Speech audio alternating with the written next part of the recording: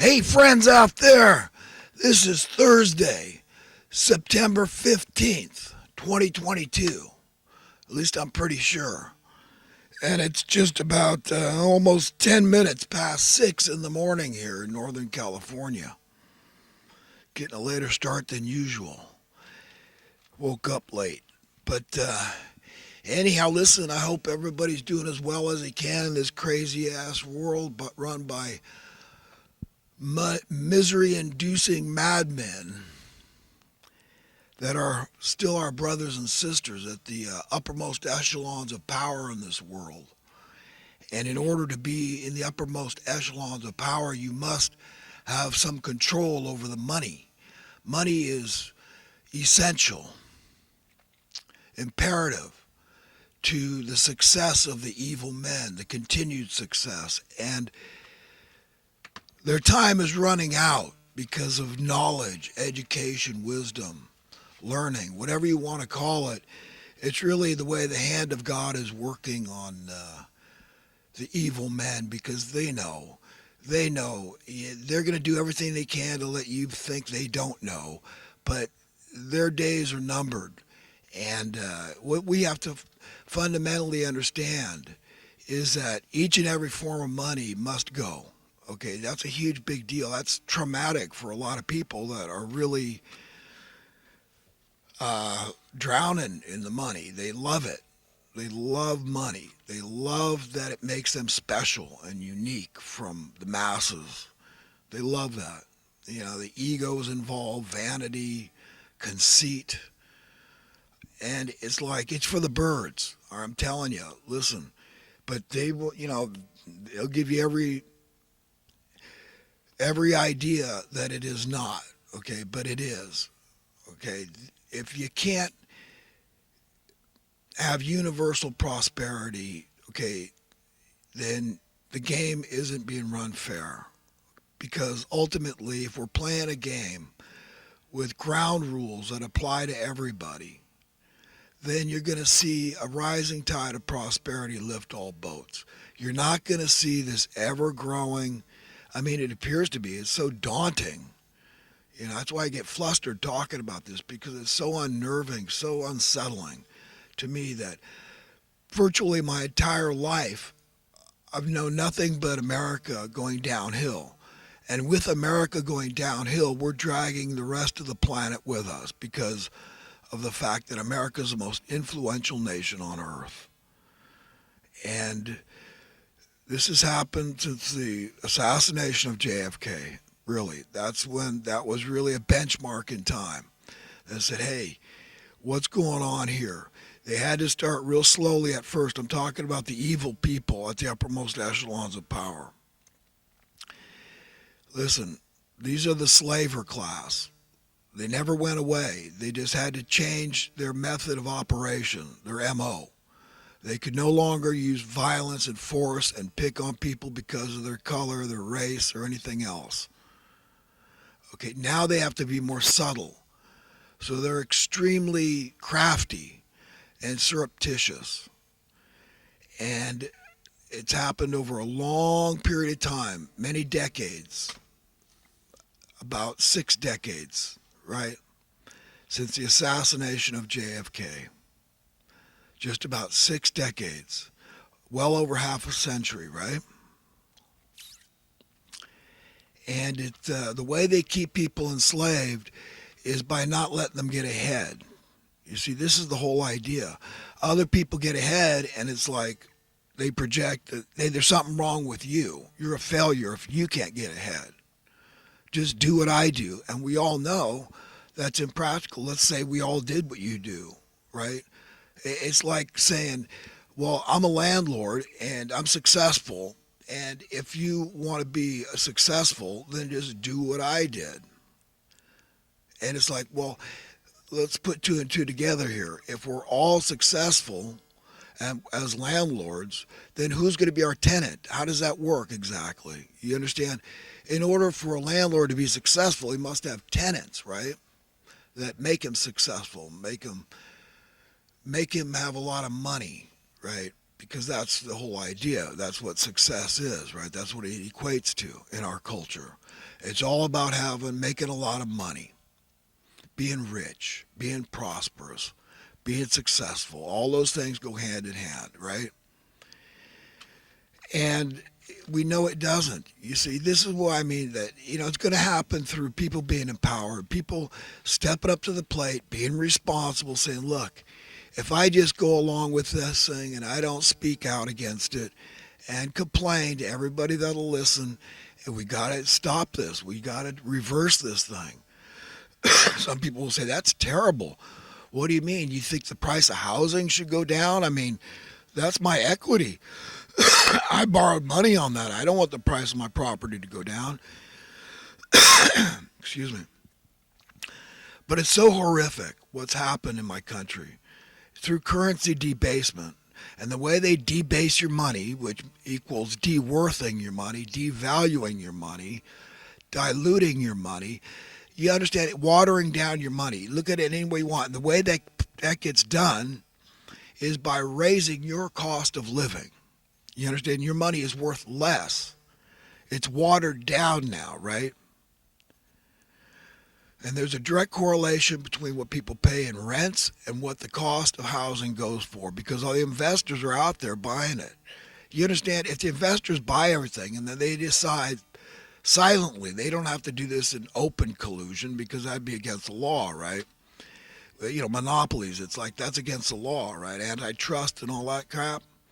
But now it's just a given. Well, of course, we could buy all the property, and if we could afford to sit on it and not even rent it, we could virtually get whatever we want. I mean, we're just going to get richer and richer and richer. We got a $50 billion subsidy that the government's paying out, and they say that's socialism because it's a welfare program, the Section 8, HUD, the Housing Authority, right?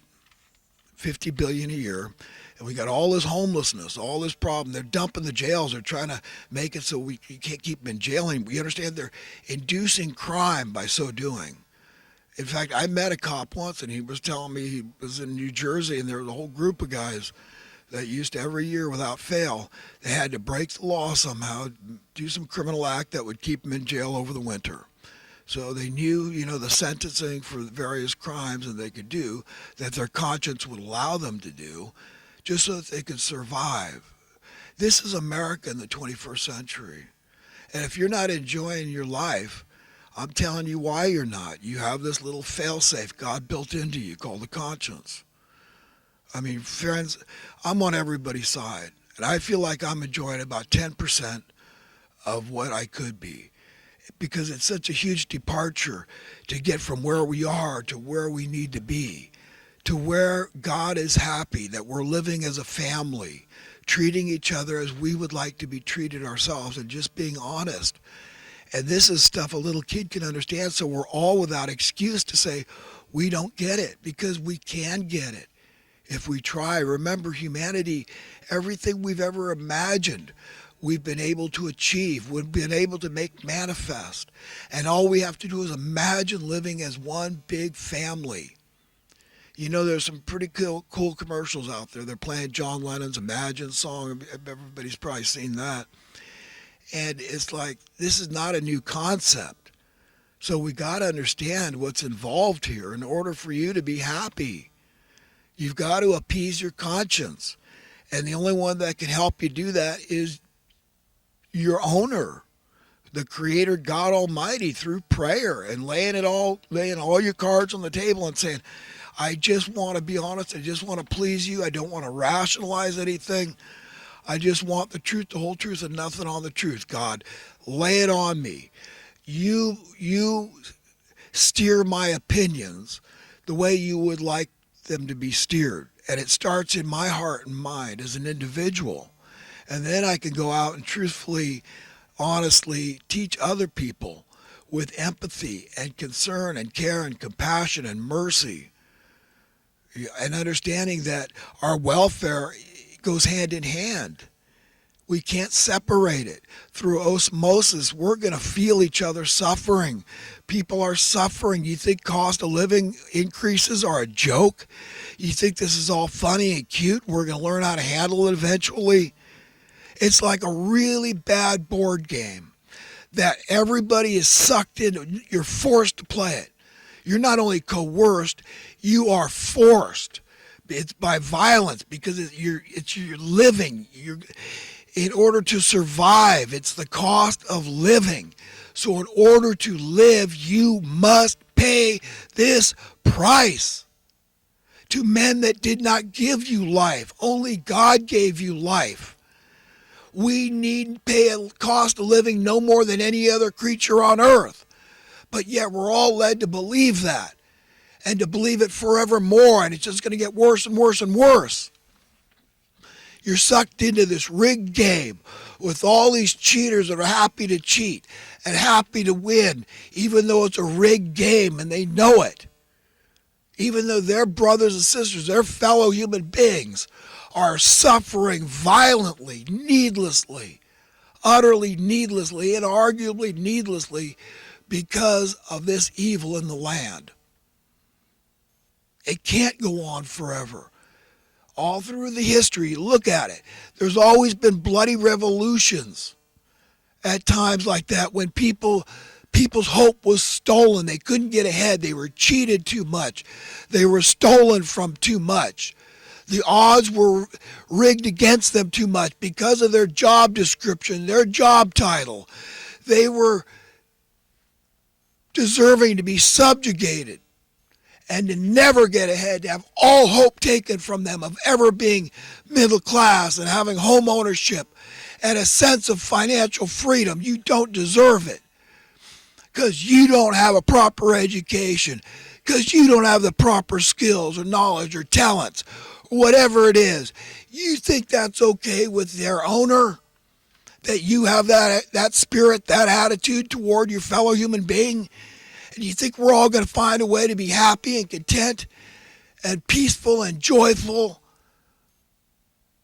and free and prosperous and secure, all those things we all want?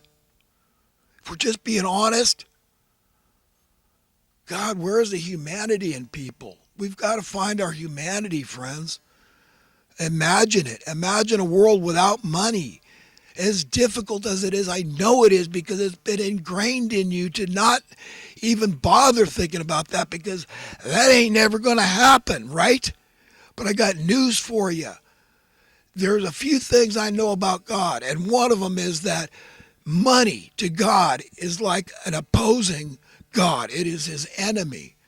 It steals the affections, the attention of people. It too easily corrupts the hearts and minds of people. You understand? It is like a false, competing God, and God is a jealous God. And I'm telling you, the two cannot coexist. If we haven't learned how to live with money and get along with each other and play this game fairly, I've got news for you, friends. We're not gonna.